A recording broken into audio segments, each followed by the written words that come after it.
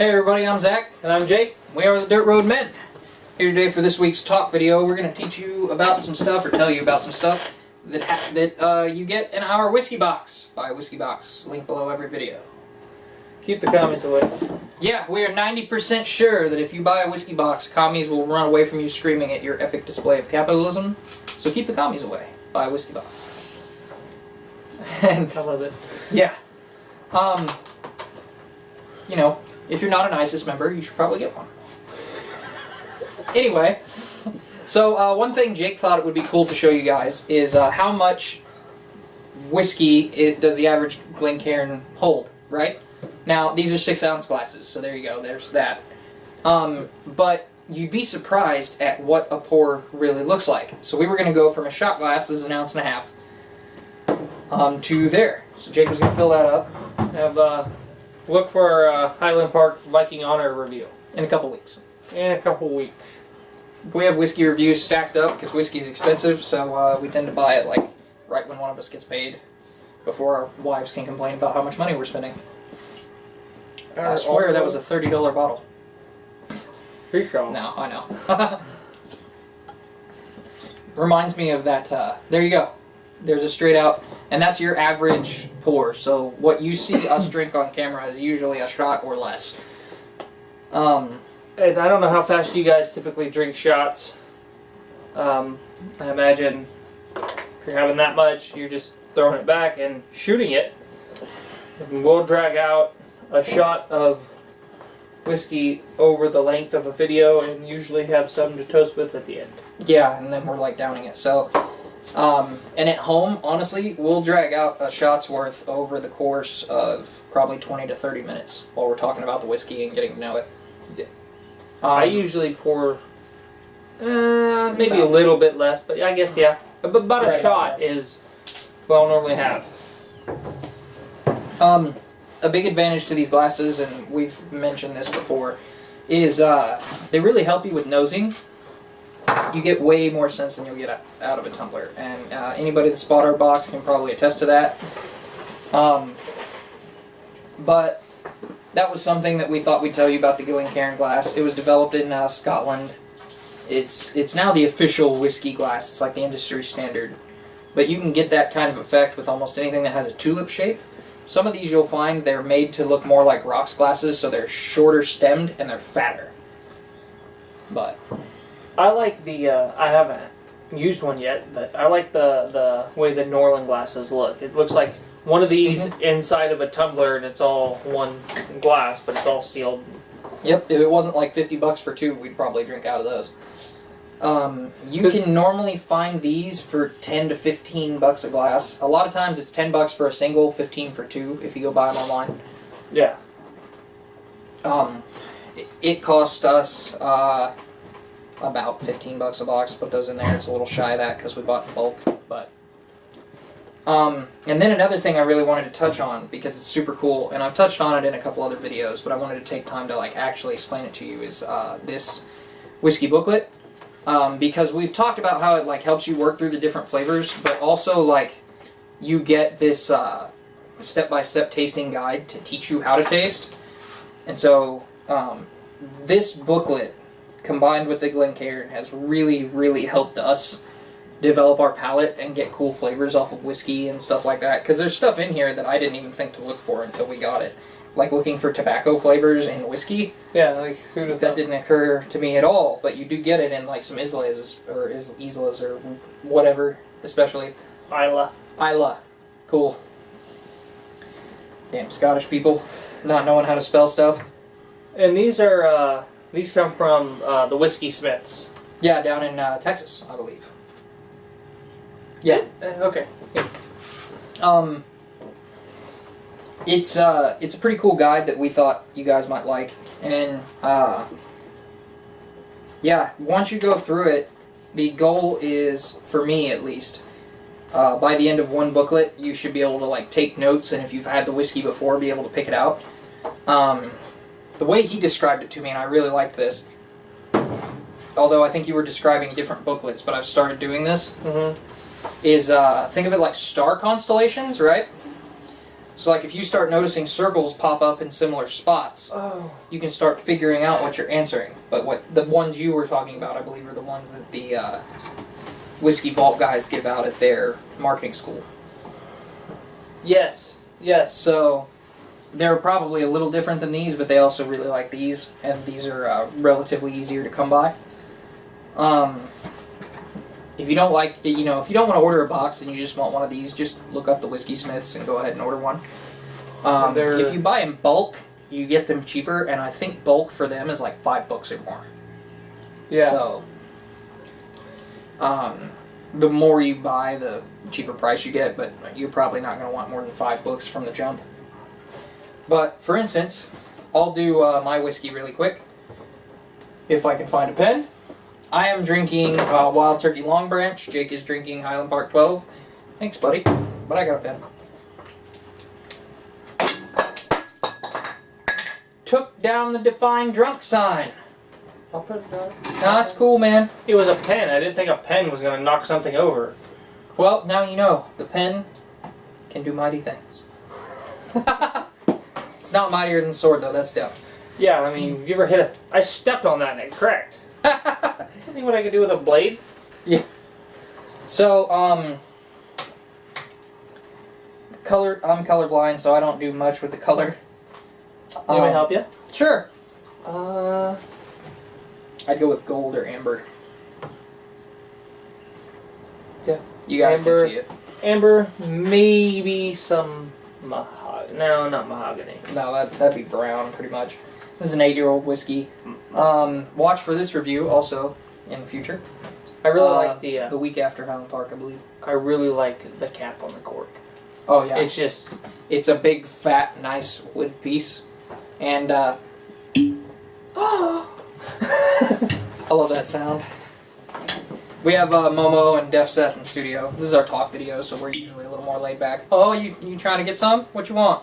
You haven't tried the Long Branch yet, have you? Oh, man. I'm sorry. We're all holding out on you. Man, we had to hunt for that stuff. Hey. Your turn, John. This is a little bit more important at first. Important. Hello. Important. Alright, so, amber, it's pretty clear as far as, like, it's not cloudy or anything. There's no sediment. Viscosity is what it talks about, and it's talking about legs. So if you hold up your glass, you may notice little streaks where your whiskey had been. Those are legs. And it's asking, like, how heavy are the legs. On this, I'd give it a 3. It's, like, right in the middle of the road. On the nose, the intensity of this is maybe middle of the road as well, so 3 out of 5. I'm not sure how to guess age by taste yet, so I usually avoid it. In this particular case, I know that the age is moderate. The barrel is new oak, because it's a bourbon, and the grain is primarily corn. This is a rye bourbon, which is traditional. It doesn't contain any wheat. It's Wild Turkey's normal mash bill. They have one mash bill. So, and they do a lot with that mash bill. Yes, they do. They have a lot of different... Even just going from the 81 to the... 81? Yeah, 81 to 101. To 101, it's... Yeah, different. but that's pretty much just watered down 101 almost. Yeah. Watered down guess. There's no smoke in this at all. I don't get any black pepper. I don't get basically any of the spicy flavors that they name here. I do get some vanilla. I do get some caramel. There is a light smoky flavor, but I don't see that on here yet. I'll get to it, I'm sure. Oh, it's smoke right up top. There is a light smoky flavor. I already said none. That's my bad. I'm just like running through classic bourbon notes in my head. I gotta stop saying so much. There are some kind of floral notes. If I had to guess, I'd go with something like honeysuckle. As far as wine finish, no wine finish that I can detect. I'm pretty sure it's not wine finish. They're not big on finishing anything. I did it again. I don't pick out any special fruits except apple, which is pretty normal for bourbon. None of these sulfur or peaty flavors. There's a bit of an earthy flavor. I'm not sure what I would call it. I guess it's a woody note. A wood note. And then on the palate, that was all on the nose, right? That's how much it lets you break down the nose. And then you go over here and it talks about on the palate. You just gonna hit me every time I do it now? Thanks. It's definitely very sweet. It's low proof.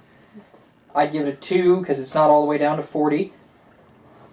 The body is probably right middle of the road. Texture is pretty. Yeah, I know. You said not It's really middle of the road, but it's really well rounded off. Yeah, that's an option in here. Rounded.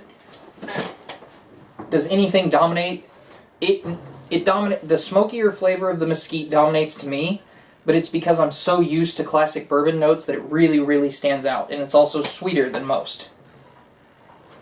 So that's something. It leans a little in that direction. The finish,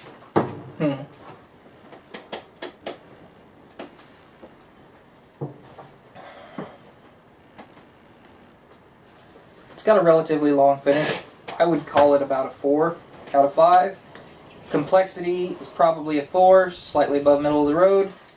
Final assessment, it's definitely a bourbon, so I'd know it's primarily corn and rye, secondarily. Barrel's new because it's a bourbon. I know it's 6 to 10 year. Again, I can't really taste for age yet. Country of origin would be the US. And then it asks you to label the whiskey so that when you look back at your notes, Seabiscuit. You know what I just realized? Huh. This is one of our books from our boxes. Whatever. That's just gonna have to be the one we're keeping. Yeah. Good thing. So this whiskey is Long Branch. We got a lot of these laying around anyway. Now do you want to go through yours? So that they can see you literally go through the difference between a Scotch and a bourbon? Sure.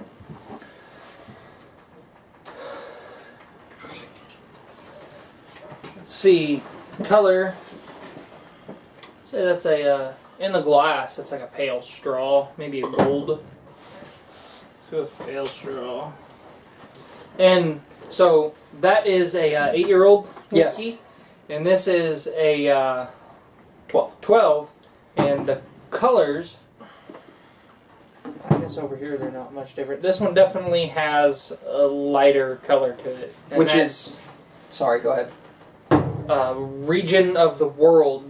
They have much milder climate in Scotland than... Yeah, in hotter climates it'll get darker faster. But the more you age something, the darker it tends to get usually. Also in bourbon you can't use food coloring, but in Scotch you can, although they don't in this, I believe. You can't use food coloring at all in... Not if it's a straight bourbon whiskey. Oh, it's straight bourbon. Which, yeah, that's definitely, that's a Kentucky straight bourbon. Yeah. And this is clear. Has no sediments. It's got some pretty hefty legs. It's the sugars and the oils. It's a pretty sugary flavor, so that makes sense. I'd give it a 4.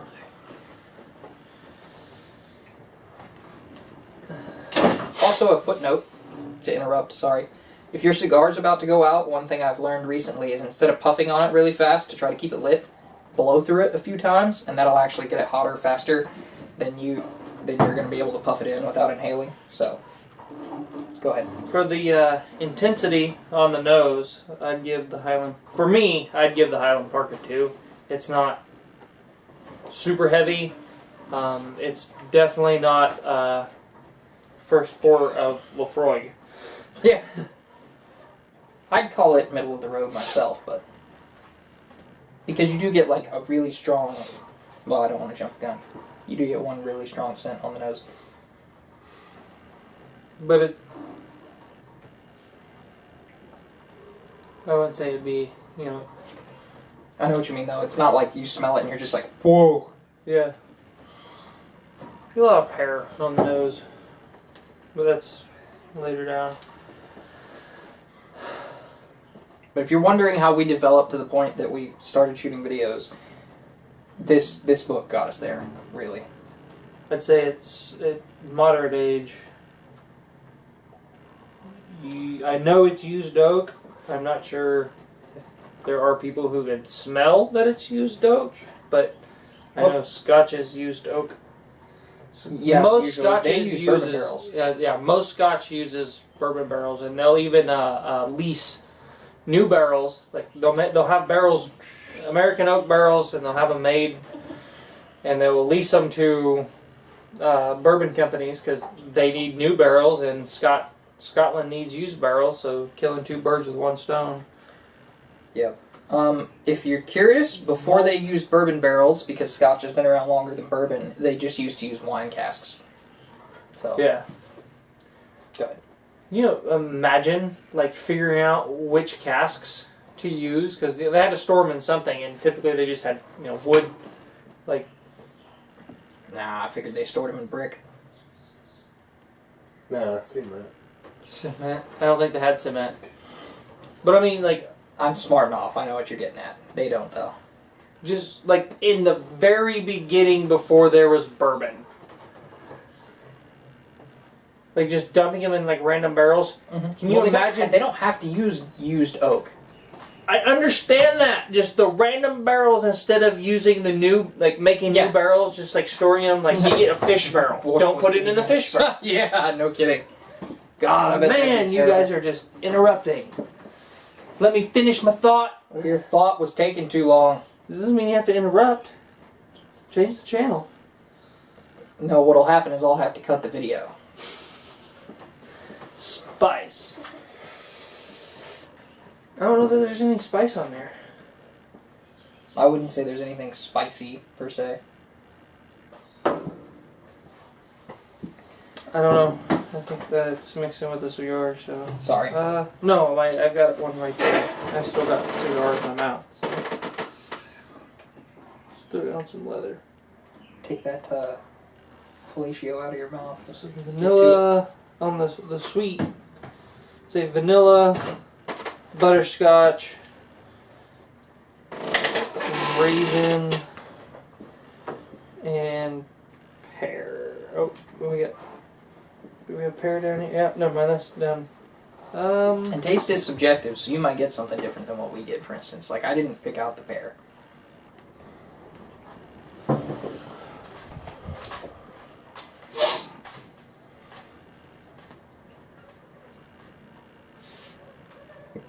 John's over here stretched out like Jesus on the cross in the wind tunnel in our office here.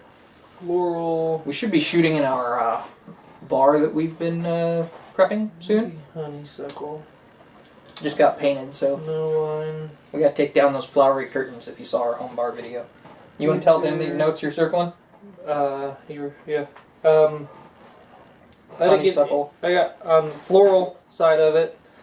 You got honeysuckle. I don't know what a geranium smells like. Geranium. Germanium. It's a flower. I've planted them. I just don't know what they smell Are like. they actually? I've always called them geraniums. There's an M in there, buddy. You're dropping consonants. Did you have a stroke? Shh. Let's not talk about Momo's night last night. Shut up. Shut up. Shut up now. I didn't get any wine. Fruit. What it Maybe was. pear. Apple. Sulfur. There's... I don't really get any sulfur on this.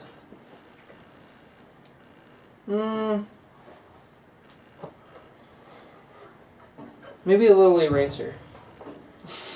Eraser? Maybe a little eraser.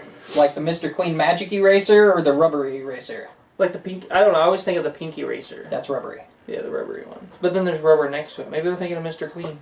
Please elaborate.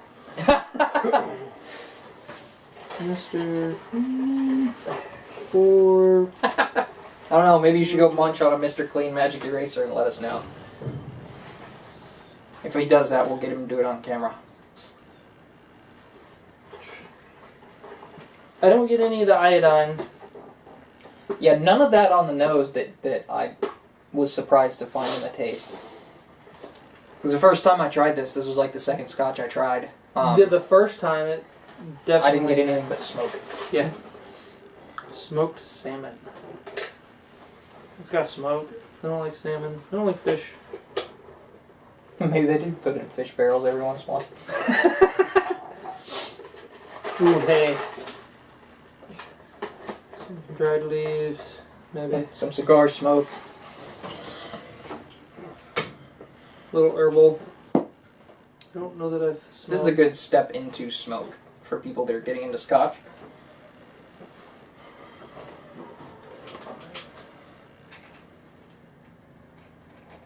I don't get any brine out of that. Mm-mm. You do get some earthy. Definitely do get some other earthy tones though. Mm-hmm. This would be really good sitting in a hayfield. I don't know why. That definitely fits our brand, doesn't it? Yes. Drinking in a hayfield. I know there's one that, as long as we don't leave trash, we can go hang out in. Whenever we want. Noted. Because now we're getting to the palate. It's definitely sweet. Definitely sweet. I don't know what umami is. What is umami? I don't know. Proof. It tastes low. I think it's like 43.5. It's on the front of the bottle. 43 exactly. Okay. So it's... You'll notice a lot of whiskeys hover between 40 to 45. If you get something over 50, then it's usually either bottled in bond or barrel proof. The exception of 101.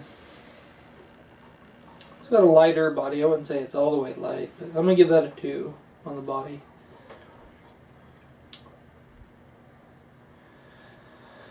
Really, really rounded, almost creamy. I'm not going to mark that. That sounds weird. Speak up for them. You're doing this for them. I'm sorry. I'm talking in my head. Really? Because it sounds out loud. Sometimes I talk out loud in my head. Whatever, man. So it's sweet. It tastes like it has a lower proof. Light to medium body. And the texture, it's kind of round for me. Almost creamy, but I don't want to say creamy. Any element dominate? Not really. No, I think that's the one thing I like about it is it feels like an equal distribution of a smoky Scotch and a Speyside. Yes. Which is basically not smoky at all. And it has a medium to longer finish. I think it was a few minutes that I popped out after drinking that I popped out the pear earlier. Yeah. Complexity? I mean, there's I'd say it's pretty flavors. complex because it's like a combination of a couple. Yeah, I'd give it a... Sorry, Momo just ashed on Seth's arm. No, I didn't. He asked us. Oh, he did it to himself? Okay. Oh yeah, you don't even have a cigar anymore, do you? Final assessment. I know it's malt. It's a used barrel. And I can taste to guess malt, definitely. You know the age, so... Shh! Dude, you're staring at the age. It's right there. It's 11 to 15 years. It's 12. Country of origin, Scotland. It tastes like this tastes like it very well could have came out of Japan. Yeah, well, the Japanese based a lot of their popular whiskeys on Scotch. Yes. And it's not a bad thing. It's so that kind of gives you like the breakdown of how detailed you'll get in tasting notes. And literally, like when you're starting and you can't decide, literally just like look at each one and then taste your whiskey. It's gotten a little warm. And try to pick out flavors. Like that mesquite filtering is really dominant in that, and I really think that it would be a good idea to maybe marinate a steak in this. or a burger. Momo likes it, and he's not big on bourbon. Although apparently he does like Four Roses, not single barrel, Small batch. small batch. And he likes he's a really big fan of Jack Daniels, which is technically a bourbon. Yep. He likes charcoal filtered. Yeah, he likes that filtered process. Seth also really likes it, and that's surprising because Seth doesn't usually much care for bourbons. He likes Jefferson, I know. I was surprised Seth liked the Highland Park. I was too. He didn't like smokier whiskeys. This one isn't super smoky, and we've kind of been throwing random stuff at him. Yeah. I think we skipped him pretty much straight into Lefroy from like Monkey Shoulder. So... But I think that kind of wraps up our talk video for this week, mostly because I'm getting hot as hell and we kind of described what we wanted to describe to you. So now you know that the average pour in a Glencairn is about the same as a shot. And Momo's having some 7-Up and Jack Daniels over here. Let's try and keep it out of the... You can see it if it's on the desk pretty much, man. No, you can't see it. Yeah, you can. Barely see the 7-Up. Anyway, we don't really... Jake doesn't have anything to toast with. Sure it is. Yeah. That's good. Just a little to toast with, man. Just a That is a So little. until we see you again, I'm Zach. And I'm Jake. And we are the Dirt Road Men. Wonderful. If you like this video, hit the subscribe button, the notification bell, drop us a comment, and check out our Facebook page for daily updates.